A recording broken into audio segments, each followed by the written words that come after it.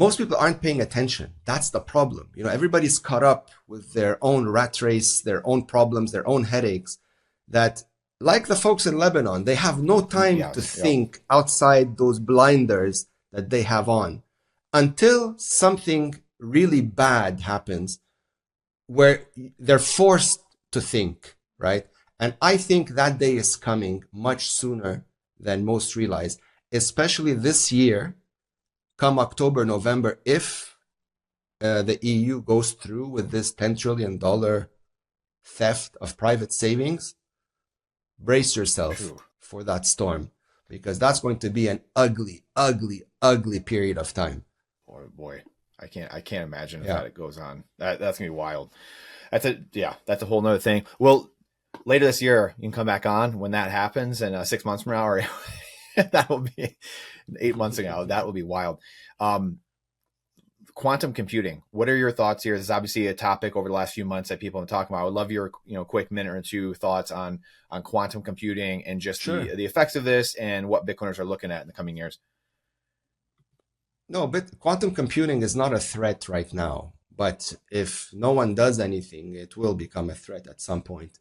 The good news is there's a lot of work already being done on this. Like I believe it's the BIP 360 that is under development. A lot of eyes are on this in order to get it ready, way before we actually need it. I estimate we're maybe at least a decade and a half from any real threat to quantum computing.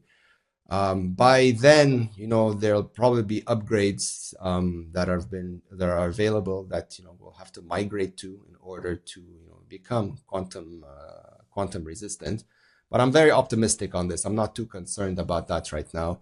My concern is getting more people out of the fiat world and into Bitcoin. That is a more pressing concern than worrying about quantum computing. But yes, to answer your question, it is a legitimate threat, just not an immediate one.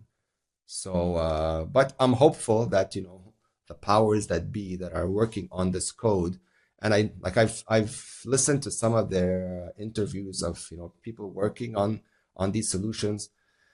Very nice people, incredibly smart folks. God bless them. That we're very thankful to have these people doing what they do, because they're literally doing God's work. For so many folks to dedicate their time and energy into something like this is not a given. So we have to give credit and appreciation where it's due, and big kudos to all of these folks. Okay, last couple for you. Altcoins, obviously, it's been over a decade. We've been dealing with altcoins and what's going on. It's back, really back with a vengeance here the last few months with the Trump stuff going on, and we're having to come out of the woodwork and explain why Bitcoin is not crypto and crypto is not Bitcoin. Why, after all these years, why are we still dealing with this? And why this? You would think at this point we would have enough education, enough time has passed where people can, hey, like this is just very different. What is happening here? Is it just because people are feeling like they missed the boat? This unit price bias, like all these things. Like, why are we still dealing with this altcoin thing that just will not seem to go away? It's a whole cocktail of reasons. Ignorance plays a huge role of it. The other part is just people love to gamble. Either the concept of easy money. You'll be hard pressed to find anyone who doesn't like it. You tell them there's a new Hawk2 coin that's out that's going to do 1000x.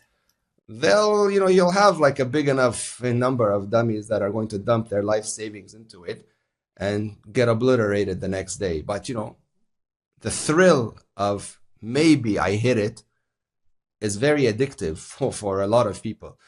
It's horrific to watch. Once you understand that it's a no-win solution, you see all of these like these people going into the slaughterhouse, so to speak, willingly. But those that survive, hopefully they learn the lesson, and they understand that anything backed by a human being, money-wise, is no good, has no value. It's for entertainment purposes only. It's a speculative bet. Like, it's no different than going to the casino. You go, you gamble, maybe you get lucky. Most of the time you won't get lucky.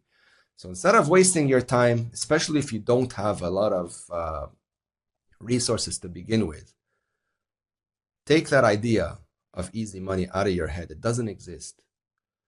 Save your time and energy, whatever amount you have left on it. Put it into sound money, Bitcoin. Just make sure you study it first. Don't just like take my word for it. Make sure you understand what it is that you're saving your money into. You're not investing in Bitcoin. You're saving your money into it, because at some point, those savings are going to appreciate in value and your purchasing power right along with it. That is why we Bitcoin.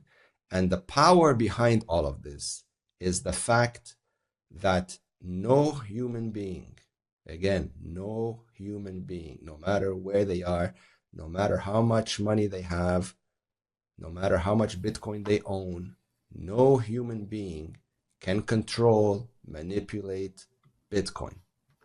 So if you're owning $1 or $1 billion, the decision making of the Bitcoin network for both people is zero.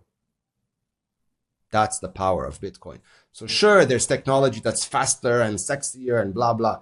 All of this is meaningless, because if there's some guy that can decide one day, click, all of this fanciness has just been valued down to a big fat zero.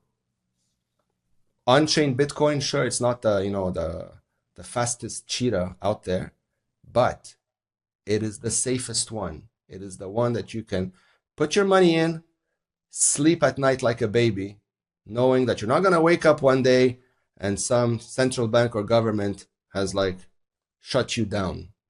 But again, you have to hold it yourself. If you're leaving it with a third-party custodian, that shutdown can easily happen because it's not your money. It has to be in your own control. So that is the key here. Yeah, and that's the big thing too, is, people like say, well, it's easy for you to say, Tony, or, Brandon, or whoever, like, you already bought Bitcoin. I am not in it yet. So, it's, I have to get mine. You guys you're already making money or increasing your purchasing power. So you always get hit with that, right? And then like you alluded to, I would love for you to just explain really the difference between a protocol and technology, because this is something you just mentioned. Like, there's a better, faster technology. Here's the next Bitcoin. What is the difference between a protocol and technology? Because this is something that people get confused all the time and don't understand, and then they go down these altcoin rabbit holes instead of just saving in Bitcoin. Yeah, like Bitcoin is it's a platform, it's a protocol. Like think about, I don't know how many years ago when we've had our first dial-up modem for the internet, right? Back then there was like one archaic looking email application, right?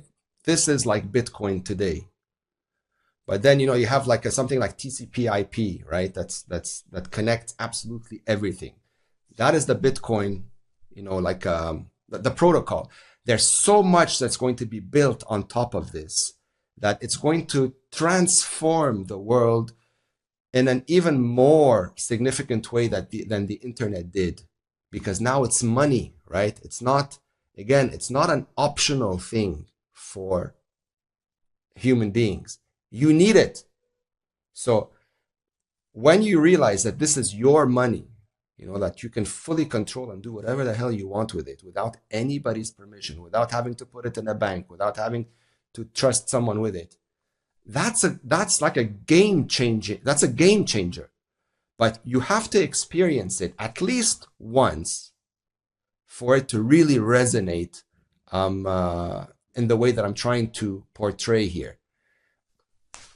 When I was left with nothing, right? Like I literally woke up, I had $70 to my name. What bank account do you think I'm going to trust from that day forward? No bank account. I don't care if that bank account is lined in diamonds. You understand? Yeah. I don't care if the most famous person is behind it. I will trust it with nothing, right? So, because now I have the option not to trust it. If I lose my savings, yes, it's horrific, but it's my fault. Personal responsibility. That's the way it should be. If I leave my money with a third-party custodian or involve the third party in the protection of my money and something goes wrong, then I'm the idiot because I've introduced that unnecessary counterparty risk because I thought these people were smarter than I am. Nobody's smarter than you. Nobody. So get that ridiculous notion out of your head and learn a few steps. Very easy. Much, much easier than anyone can possibly imagine. You just need a good teacher. That's it. Another one I get all the time is I don't trust Bitcoin. It's not physical. What is it? Like I can't hold it. It's not backed by anything. What is it backed by? What is it actually? When people are saying this to you, like I can't trust because I can't hold it. It's not physical. It's just ephemeral. Like it's just out there. It could be taken away from you. What is your response to people? My response is it's a very silly comment. Like when you pay with PayPal and Venmo and all these things, do you actually what do you see? You don't see anything. You're just taking a piece of plastic and you're tapping it, and magic numbers show up on two different screens, and you get your little toy, whatever it is that you're buying. Electricity. Do you see electricity? You don't know what it's like. You just turn on the switch and the lights come on. So you can't hold it. Like, what do you want to hold? Like the only thing that you can technically hold was thousands of years ago, which is gold. But where are you gonna use your gold to buy for stuff? Like you're gonna go take it and you're gonna chip away at that little gold block at the supermarket to pay for your cucumbers. Like how are you going to use it, right? You can't. So we're living in the tech age now. Everything is digital. Everything is virtual. There's nothing to hold anymore other than your partner. That's about the only thing you can hold. But as far as money is concerned, it's all going to be digital. Whether it's your fiat money now that you're using, you're not holding anything except for a card. You want a Bitcoin card? There's plenty of them too.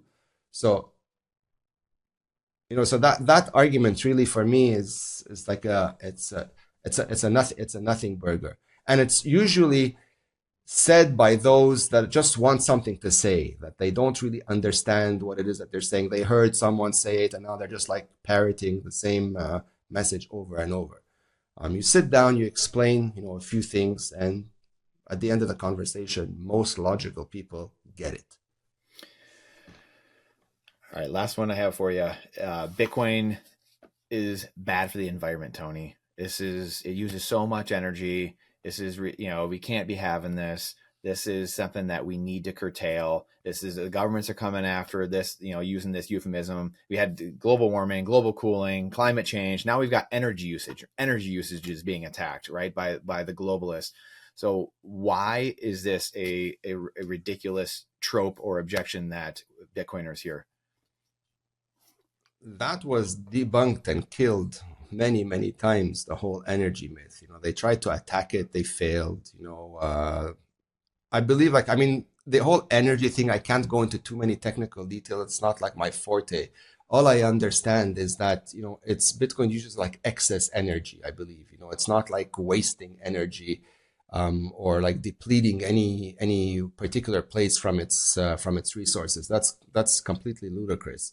Exactly how all that works, I'm not the right guy to answer this. I don't have these answers. But if you've listened to some other, Bitcoiners who work or specialize, in that space, it's very easy to follow along and understand that all of this are just, nonsensical attacks on Bitcoin.